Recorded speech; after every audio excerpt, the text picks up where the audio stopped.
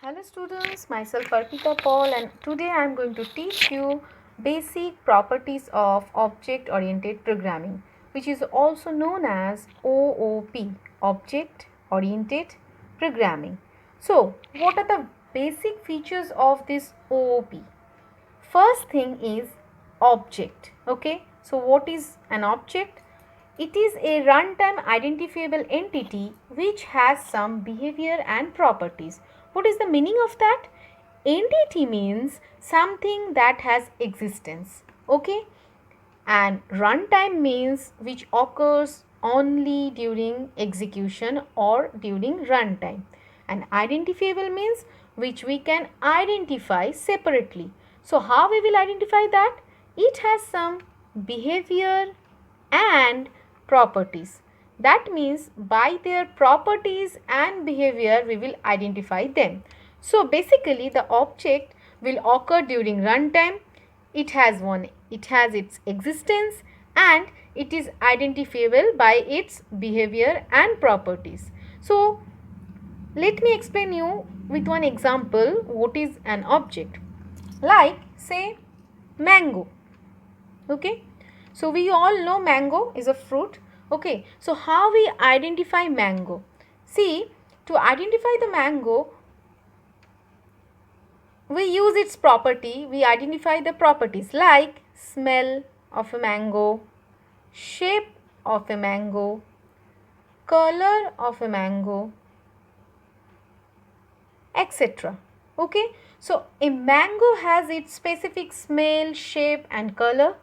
Okay, similar way, if we go for orange, then orange has its own smell, shape and color. So we can easily identify one orange by its color, by its shape, by its smell, by its taste. Same way we can identify mango also by say different smell, shape and color. So all this mango and orange both are objects. Okay, so one object has some specific behavior using which we can identify that object. Okay, now coming to the next topic, that is class. Okay, a class is a collection of similar types of objects which share some common properties. Like, what is the meaning of that?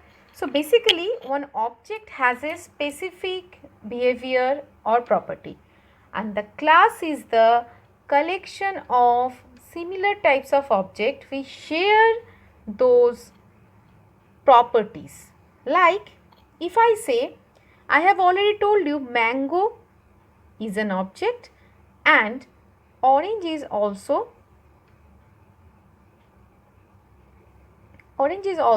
an object. Now both of these belongs to fruit class. Okay, why? Because mango and orange both share some common property which let them be in fruit class. So basically fruit class has some common properties or basic properties which is shared by both mango and orange. So fruit class is the collection of two more objects, two or three many objects which share some common properties. Okay, now coming to the third property, that is data abstractions. So data abstraction means only knowing the essential features without knowing the background details. What is the meaning of that? See, whenever we are doing data abstraction, we need to know the feature which is used to perform a task only. How it is working, what are the components it is using, that we don't need to know. What is the example of that? See, like driving a car.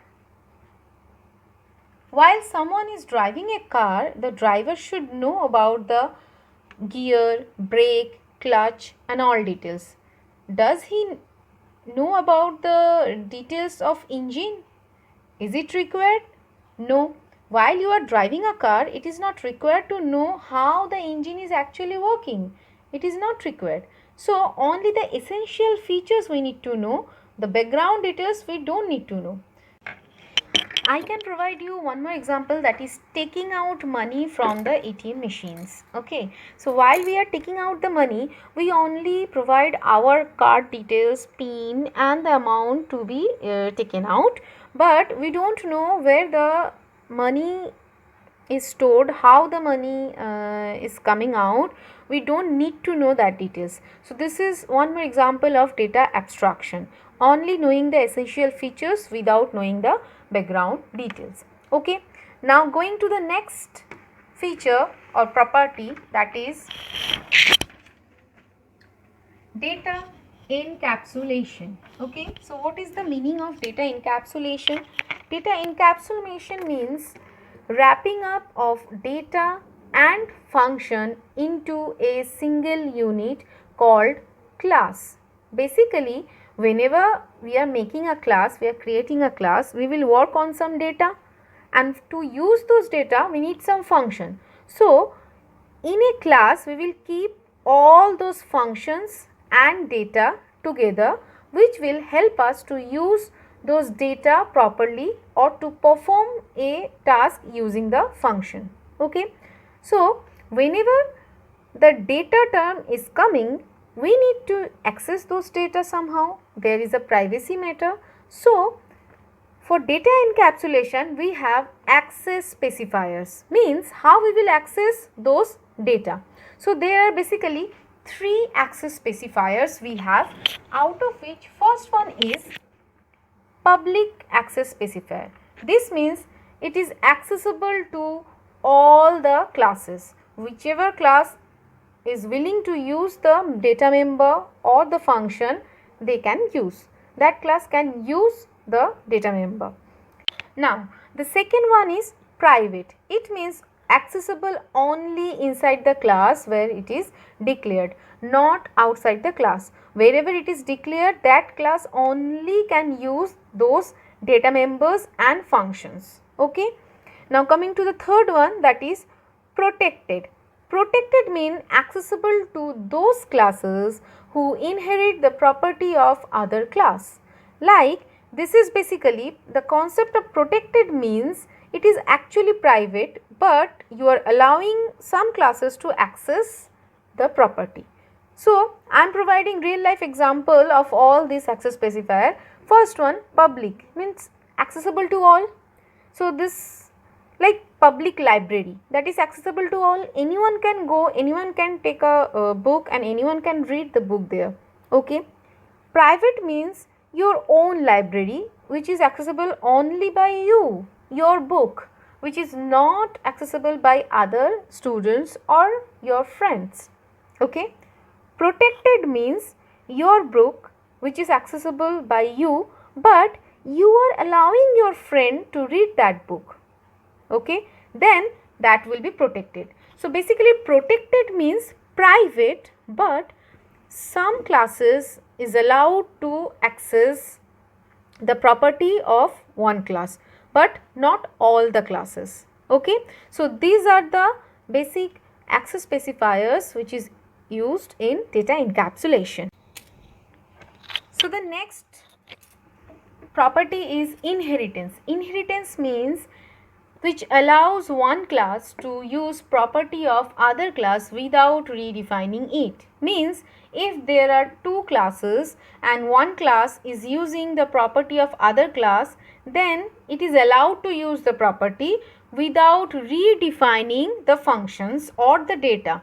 Like there are two classes, one class is named class A and another class is named class B. So this class has some property and this class also has some own property. Now class B is using some property of A. Then we don't need to redefine those properties into class B.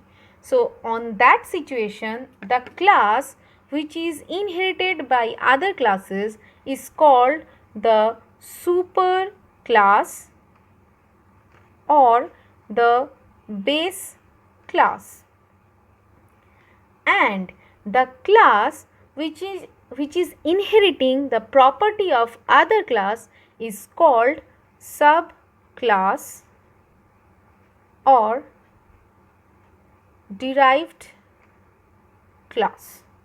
I am repeating once again, the class which is inheriting the property of other class is called subclass or derived class, and the class which is inherited by some other class is called superclass or base class.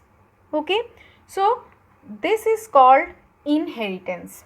Okay, now we are coming to the last property, that is polymorphism. Okay, so what is polymorphism? It allows one message to deliver in different forms. So basically we will write only one message, but it will be delivered in different forms. How? Let me show you with one example. Like if we write area. So now we have area of circle, we have